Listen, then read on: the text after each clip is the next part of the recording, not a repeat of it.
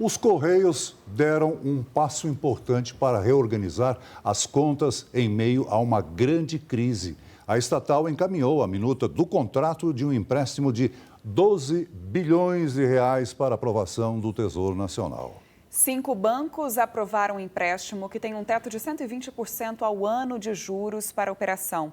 Nós vamos falar agora ao vivo com o economista Roberto Luiz Troster para tentar entender melhor essa movimentação. Troster, esse eventual empréstimo, se for concretizado, pode gerar alguma piora fiscal ou algum tipo de impacto direto para a população? Boa noite para você e seja muito bem-vindo ao Jornal do SBT News. Boa noite, Marina. Boa noite, Celso. Obrigado. Sim, se os Correios pagarem, com certeza sim, mas isso é pouco provável. Os Correios têm um problema que eles não se atualizaram, quer dizer, todo o mercado onde eles operavam mudou, se tornaram obsoletos. Só cortar custos não vai resolver o problema dos Correios. Os Correios têm que se reinventar, fazer algo que outros países fizeram, que era reinventar o Correio.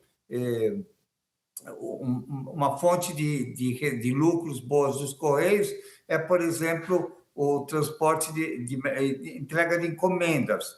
Você tem aqui no Brasil que as encomendas são entregues, algumas das encomendas pela DHL, que é um braço do Correio alemão. Eles pegaram o Correio, fizeram uma empresa de logística, Deutsche, não sei o quê, e essa empresa de logística está contribuindo para afundar o Correio aqui. Lala Moves está contribuindo. Por quê? O que acontece?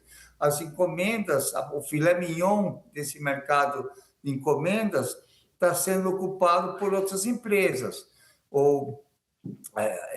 Você tem, assim, um potencial de crescimento muito grande dos Correios, eles têm uma rede nacional, mas que não está sendo aproveitado. Você entra, aqui as imagens estão mostrando agências do Correio, é a mesma coisa 20 anos atrás, quer dizer, é o mesmo tipo de serviço, tudo, obviamente, foi ficando obsoleto. Outros países, por exemplo, fizeram sistemas de pagamento, fizeram parcerias, quer dizer, os Correios têm que se reinventar. Cortar custo não vai resolver o problema, só vai postergar a hora da verdade. Agora, Roberto Luiz Troster, os Correios estão longe de ser uma empresa de logística tal qual muitas delas que a gente conhece e que entregam um produto rapidamente na nossa casa, né? Uma empresa estatal não tem físico, não tem porte para alcançar essa agilidade e essa presteza que as empresas de logística hoje desenvolvem aqui no Brasil. Eu acho que não tem. A atual situação não tem, mas tem que se reinventar. Tem que pensar um pouquinho mais. O Brasil tem, assim, algumas coisas. O agro brasileiro se reinventou há 30 anos. A gente importava comida, hoje exporta para o mundo inteiro. A Embraer, outro exemplo. A gente consegue se reinventar. Agora, precisa ter uma determinação política. Só deixar como é que está para ver como é que fica, só vai piorar. Tem o corporativismo também é um problema grande. Eu não sei se é verdade ou não, mas eu escutei uma notícia que a cada 6 horas entra um novo processo trabalhista contra os Correios. A gente tem que reimaginar o Correio. Foi o que outros países fizeram, né? Parcerias, outro tipo de serviços.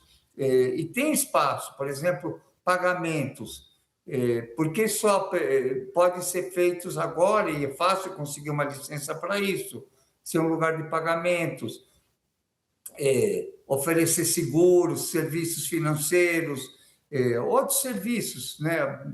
Mercado Livre é um exemplo da ineficiência do Correio. Mercado Livre criou sua própria empresa de entregas, vende para o Brasil inteiro.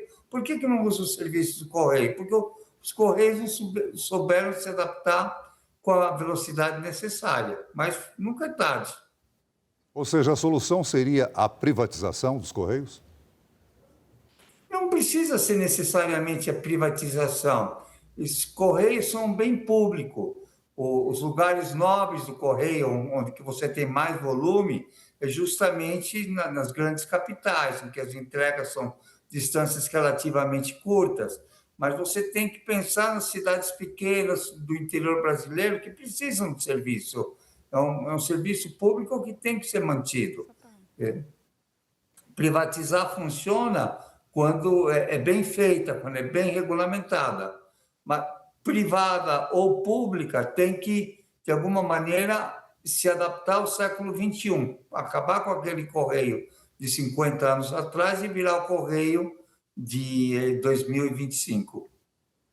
Troster, só para a gente encerrar essa conversa, na semana passada, o superintendente executivo de gestão de pessoas dos Correios, Alexandre Martins Vitor, chegou a afirmar que a empresa não teria dinheiro para fazer o pagamento do 13º dos funcionários. Depois a empresa divulgou uma nota dizendo que está em curso o processo de negociação do plano de reestruturação da empresa e também sobre um acordo coletivo de trabalho, mas que não havia suspensão de qualquer obrigação trabalhista por enquanto, e que os Correios seguiam tratando o tema com responsabilidade institucional. Essa foi a nota divulgada na semana passada. Houve algum avanço em relação a isso?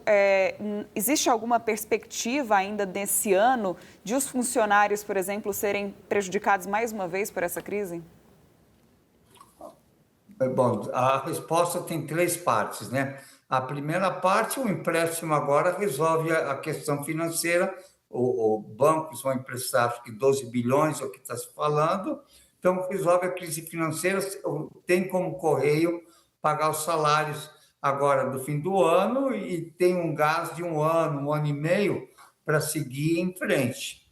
Agora, nesse um ano e meio, tem que pensar mais uma vez, o Correio que existe agora é o Correio que atende melhor o Brasil, né?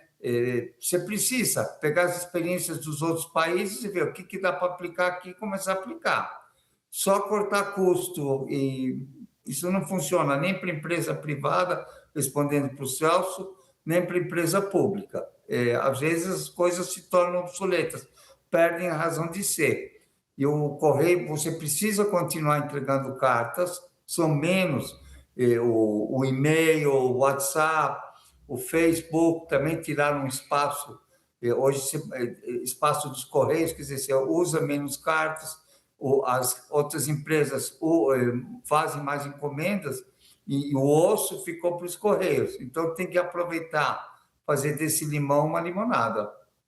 Roberto Luiz Troster, economista, muito obrigada pela sua participação aqui no Jornal do SBT News. Seja sempre muito bem-vindo.